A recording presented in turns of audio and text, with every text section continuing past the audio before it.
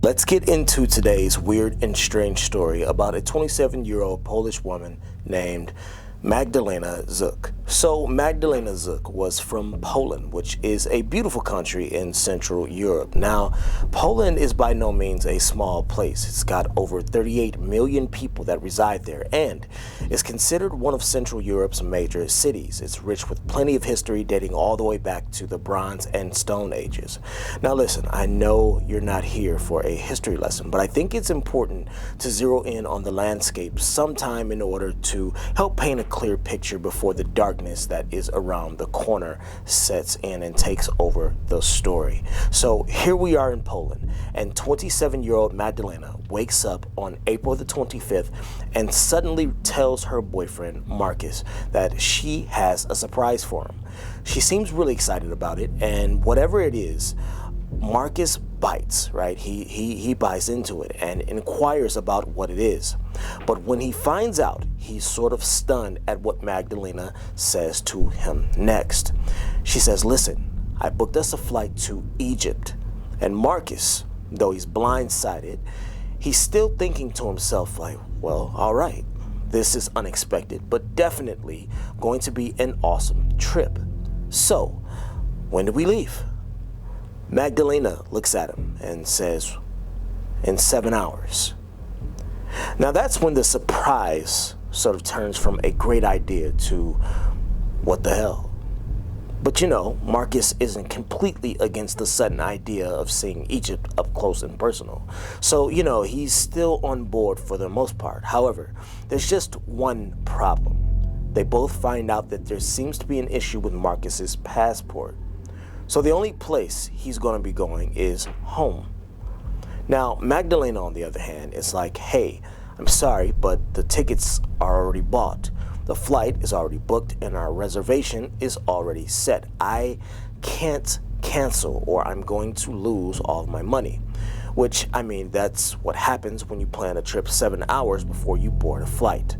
So Magdalena is set out on going, okay? And she is out of there. She's on a trip by herself to see the sands.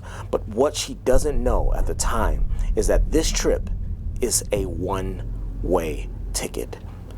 On April 25th, 2017, Magdalena departs on her flight to Egypt and doesn't arrive until the next day on the 26th.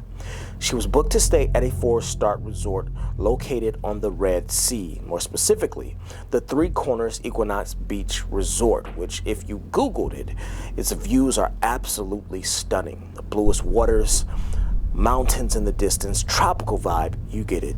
Now, when Magdalena arrives in Marsa Alam is when things start to get very, very strange. On the first day of her arrival, Magdalena's family begins receiving strange and unusual text messages from her. Her family said that she was texting them as if they were there on vacation with her, asking if they could drop by her room. This was the first of many signs that something was starting to go very wrong. Soon after, she sent out texts telling her family that she was also hearing voices in her room, and her travel agent, Mohammed Carey, was even concerned enough to contact the family on Magdalena's behalf about her odd behavior. But being literal hundreds of miles away, there was really nothing her family could do, and her behavior would only get worse as time went on. So her travel agent eventually became more involved with her care. Now, if that wasn't strange enough, this next part is outright creepy. So the interactions between Mohammed and the family are only growing stranger as time passes.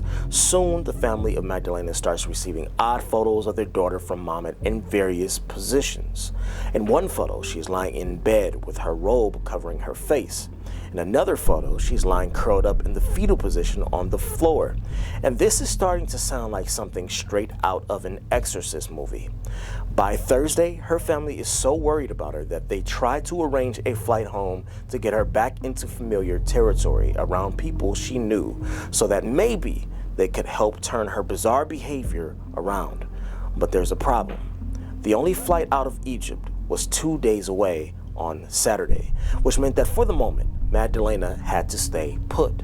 And this was the worst possible scenario because the staff there at the hotel, despite doing everything they could to appeal to her and get her to calm down, were only met with more hysterical behavior. By Friday, guests end up finding Magdalena lying on the floor of the hall completely unconscious. It's at this point that she's escorted to the hospital, but by the time she gets there, she's seemingly back to her normal self. She walks in just fine on her own. She sees a doctor there and they quickly assess her and determine that she's fine. There's really nothing they can do beyond a few physical tests and assess her overall health.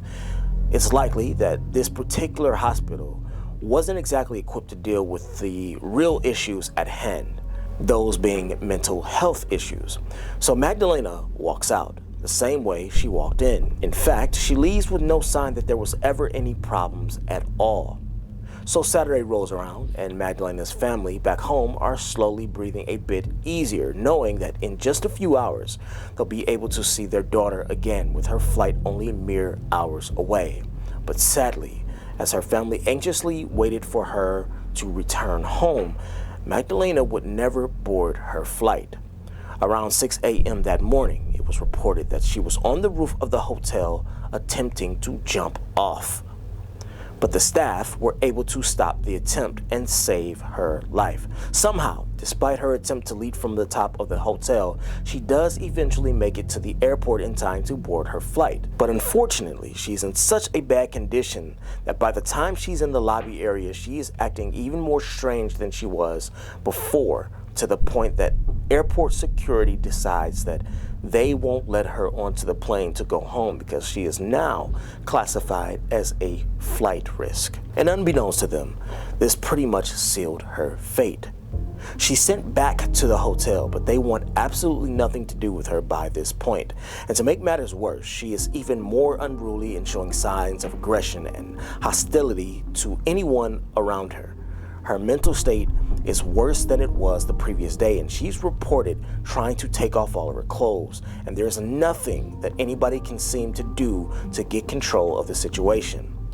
So later on that night, she ends up FaceTiming her boyfriend, but get this, not from her phone, but from her travel agent, Mahmoud's phone. And it's actually Mahmoud who initiates the call with her boyfriend back home. Myszko, powiedz mi, co się stało. Skarbie, nie bój się, powiedz mi, co się stało, proszę cię. Madziu moja. Aniołku, nie bój się, powiedz mi, co się dzieje. Powiedz mi, nic się nie bój.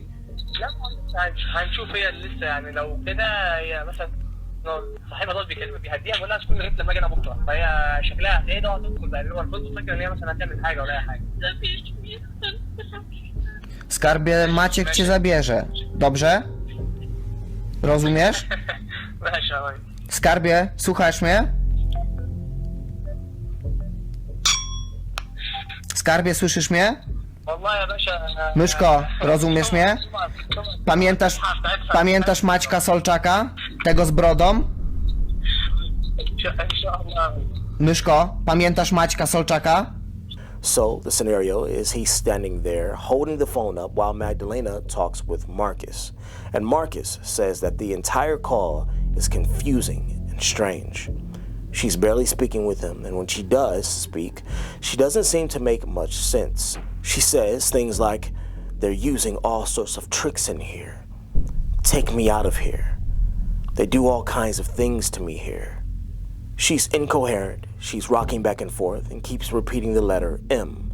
The name Masiej that you hear Marcus mention in the video is another friend of Magdalena's who ends up trying to make his way from Portland to pick her up, which was supposed to be the very next day, but sadly, this never happens. Throughout the call, you can hear Marcus trying to get to the bottom of whatever it is that's happening, but he's getting nowhere. For the majority of the conversation, it was like talking to a brick wall. There was just nothing but angst and frantic movement. A lot of people thought that the recording and her reaction seemed as if something was going on and she was too afraid to tell her boyfriend, at least while standing in the presence of Mohammed. After this call, she's taken back to the same hospital she visited before, escorted by her travel agent, Mohammed. And the staff and doctors there note that although the first time she walked in, she was completely normal, this time, she seemed like a completely different person altogether. They couldn't believe that this was the same woman they'd just seen a day or so ago. She was beside herself. She refused to be examined this time, started aggressively lashing out at the staff, and even attempted to physically run away as they tried to restrain her. As you can see, this looks like something straight out of a horror film. You can see she's absolutely uncontrollable. Whatever was happening to her in the moment, it was clear that her reality was warping in real time into some kind of nightmare. What you don't get to see on video is what happens when they take her into this room. They end up having to tie Magdalena to the hospital bed with towels. After being restrained for some time, she tells the nurse who's tending to her, "Hey, I need to go to the bathroom. I'm about to go on myself." So reluctantly, the nurse unties her, and once Magdalena is free, she attacks the nurse, turns, runs to the window, and jumps out from the second story.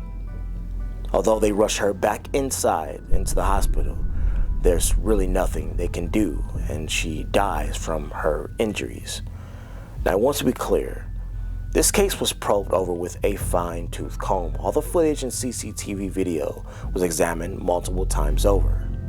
But her autopsy report eventually came back with no signs of violence or sexual assault done to the body, which left everyone to draw their own conclusions to what actually happened. There was talk of the travel agent possibly being involved with some type of trafficking, theories about her being heavily drugged up on something that was causing her erratic behavior. Her family, and rightfully so, had tons of questions, like what was the reason her phone was off and she had to communicate through Mohammed's phone.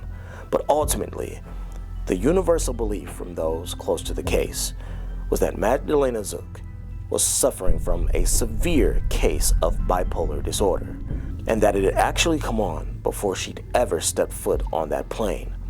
Hence the reasoning behind a sudden trip to Egypt, where she arranged it and gave her boyfriend only 7 hours notice. You all let me know what you think down in the comments, but this was certainly one of the most bizarre and strange cases that I've ever covered, and truly an unthinkable outcome. I hope to see you all in the next video. Till then, stay aware.